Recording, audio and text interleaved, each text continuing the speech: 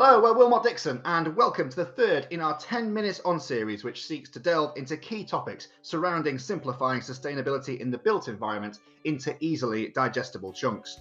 During this episode, we're exploring stranded assets, what they are, why they matter, and how they can be avoided.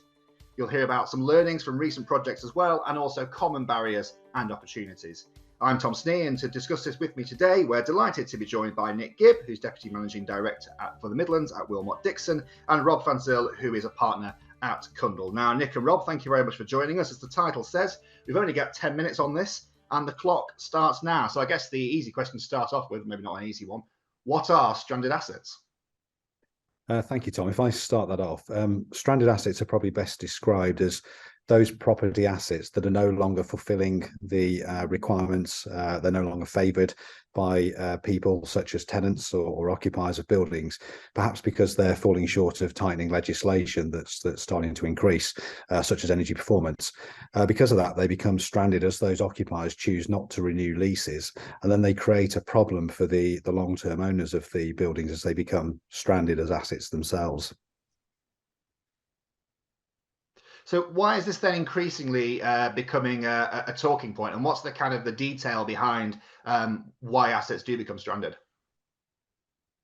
Perhaps I can pick that one up. EPCs, energy performance certificates, is a measure that the UK government uses to rate buildings, and we now have minimum energy efficiency standards, which means that you legally not allowed to lease out your building if the EPC is worse than an E. And that's going to tighten up in 2027 to a C, and again in 2030 to a B. So those are going to be really hard stops where people are legally not allowed to rent out their buildings if their EPCs are that bad. But beyond that, we've also got the fact that international investors and investors in general, funds in general, have got very serious, or a lot of them are committed to very serious science-based targets, or achieving those science-based targets as part of their ESG strategies and their environmental, social, and governance commitments. And so they are saying that even those EPC standards aren't enough. They want to meet other standards which meet these science-based targets, which typically are running about 7 years ahead of where the government's legislation is. And that's really driving this whole market at the moment. We've also seen evidence that better performing buildings have longer leases, lower vacancies, and are more valuable. And the counter or the opposite side of that coin is that poorly performing buildings have shorter leases, lower vacancies, and are less valuable. So this asset stranding methodology is helping owners and asset managers with their asset development strategy, knowing when they should develop a building, how soon they should develop it, when it's going to strand, and take into account what assets they need to have within their portfolios. Just to build upon that, Tom, we all sit here as members of the property industry, but we're also businesses who take up office space. And as Rob has just pointed out there, with the targets that we have as the businesses ourselves, looking at our own responsibilities, there's pressure upon each of us to look at the properties that we're continuing to stay and occupy, to stay within and occupy. So when our property break comes up on this building, I know that I'm going to be asked a lot of questions about, well, how exactly is that going on with it? Are we really into something that's reflecting our values? So if you imagine that conversation that's going on for every occupier in every office space across every city in the UK, you can understand how this issue is starting to not just arise but become more and more prevalent in the market, meaning that the assets that are performing well are going to be those that are favoured and that everybody's seeking, and the ones that fall behind are going to get left and potentially become stranded, as Rob outlined.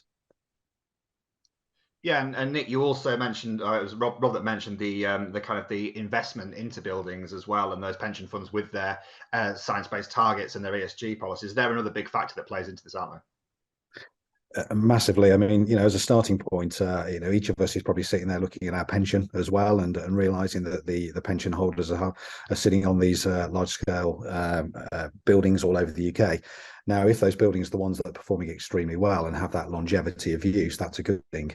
But there's an awful lot that aren't. And straight away, as an investment house, it's going to be a really key question that is starting to be raised about what is the property portfolio that these companies are holding on to, and what's the longevity that's going to come from those in terms of being viable long-term assets. I think we're seeing a tipping point, Tom, whereby it started off as a few investors showing an interest in this, and really the hard stop requirements from the government in terms of EPCs have been relatively easy to meet up until now, and so it was only really a trickle of interest in it.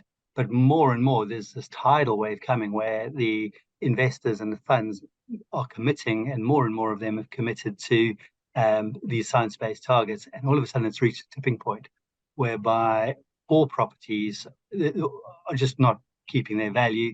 The easiest option for investors is to ignore B-grade properties or poorly performing properties. And so as the demand for those properties drops, so the property prices drop, and those properties just got stranded. Nobody wants to rent them, nobody wants to buy them. They just become a liability rather than an asset. So, I mean, the million-dollar question: how can this situation be resolved? What are the steps that need to be taken to kind of get into a position where we get a solution to this?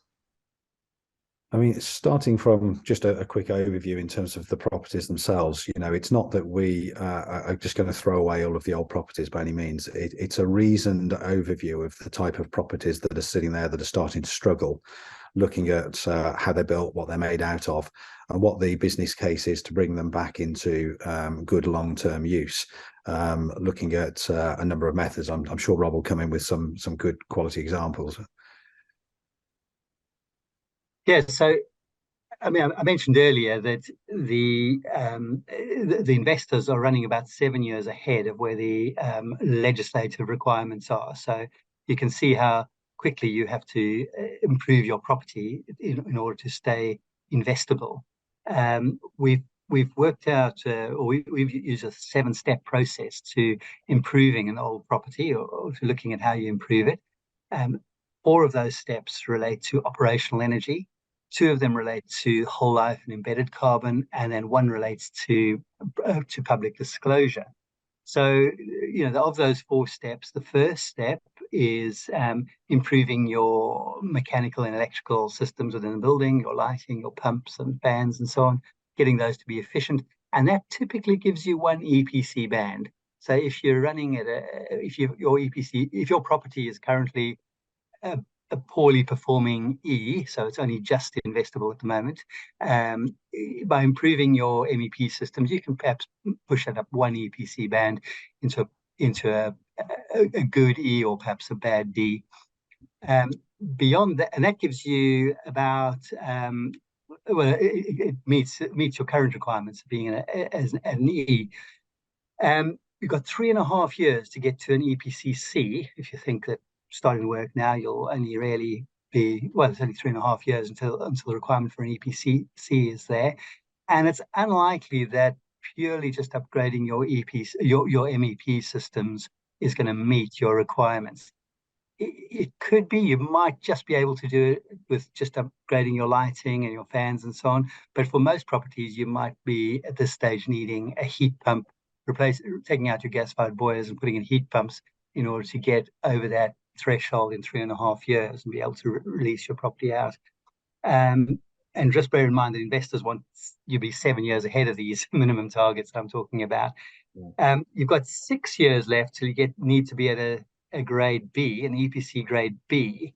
And it's very unlikely that you can get to a B without doing something else on your building, which is either going to be improving your facade, your windows, the insulation levels of your building, or it might be adding photovoltaics or renewable energy to your buildings, or a combination of both of those. But you're unlikely to get a B without doing one of those 2. You might, in extreme cases, be able to, but it's really touch and go as to whether you can get to a B without those extra interventions. And then beyond that, of course, there's no legislative requirement to go further than a B, but investors are looking for, as I say, 7 years ahead of that. And typically for a building to be investable, be more than, say, 10 years ahead, it really needs to be aiming at an EPC A. and that's related also to the kilowatt hours of energy that it'll be using, and that's going to require probably interventions to both your facade and, if your building's low enough, putting renewable energy on the roof or something like that. But you'll probably almost certainly have to deal with your facade within 10 years. And this is very much spreadsheet driven. This is people looking at the fundamentals of the development appraisals, taking an individual building, understanding the criteria, as Rob has just explained there, about the severity to which you want to invest in the future, but also understanding the length of time that you gain from the increased investment that you put into it. We've seen examples of this where actually buildings are being stripped back to bare frame to undertake the complete amount of work that Rob's just outlined there. But what you actually gain from that then is a building that has that longevity, is hitting EPC-A, is coming up to all of the latest modern standards. And actually on the right buildings with the right building type that sits behind it, it's still working very favourably from a development appraisal compared to a knockdown rebuild. So this is something that has got a lot of future in the market. It's things that obviously the analysis needs to be done on individual buildings to understand those criteria. But on the right buildings, this is a very effective way of creating what is essentially new quality standard space. That's right. And I want to also just point out that investors require some evidence. It's not good enough to say, oh, we think this building's quite energy efficient. And if they're looking for something that's beyond an EPC requirement, you have to have another sort of metric, another way of proving that the building is energy efficient. Most of the international investors don't really recognize the UK-based system, or they don't really understand the UK-based system of EPC ratings. They look at it in terms of kilowatt hours. So international investors from the USA or wherever it is will look at kilowatt hours. And the most useful method of determining, or the simplest method of determining the kilowatt hours of a building, is to actually measure the meters when the building's occupied. But of course, the investors want to know in advance, when you're doing the work before it's occupied, what that, how many kilowatt hours it's likely to use. And the systems that are used for that, the system that seems to be preeminent in the market at the moment is called the NABERS system. So NABERS 4.5-star building. There's a scale rating from 4 to 6 stars that you can get for your building. A 4.5-star building is typically investable up to 2030, but you need to get to a 5-star building to be investable up to 2037, and probably 5.5-star to go beyond that. And that seems to be emerging as a new metric for institutional investors who want to go further than the EPC standard. Now, we've gone ever so slightly over our time, but I'm really interested in this topic, and I was reading up on it the other night, and Brindley Place jumped out at me as a really good example of how this can be done. Nick, do you mind just running through what happened there briefly, just so we can get a bit of an example and case study of how it can work well? Yeah, certainly. And this is really a good example of a building that's been taken back to its sort of skeleton, if you like, by realizing that was a well-built building, a good frame that existed there. This is a building that's about 212,000 square feet, over 12 floors, that was stripped all the way back to its frame. So from the scenarios that Rob pointed out there, this is taking it back to look at every fundamental system. So you still keep the foundations, you keep the frame of the building, but you replace pretty much everything else that sits within it. As a result of that, you're coming up with a building here which has a fantastic EPC rating, a huge amount of savings on embodied carbon of around 60% over a 60-year life cycle assessment, and really looking at this fabric first approach to create the energy efficiency and build it in. An EPC A rating, BREEAM excellent, and a type of new space, I guess, that's representative of a new build. So to actually have the ability to do that on an existing building and to make the development appraisals stack up and show that that's a really good way of creating this space compared to having a fundamental new build is really important, and it's probably representative of a lot of the stock that we see around the cities. So it does show that there's a good future market in this, and we haven't got to sort of run away from this topic. It's about how we embrace it, how we understand the type of buildings we're dealing with, and really work out what that formula looks like to bring them forward into the new future of their life. Well, Nick and Rob, thank you very much for your time today, and thank you all for tuning in. We hope you found this episode informative, and we're looking forward to welcoming you back next month.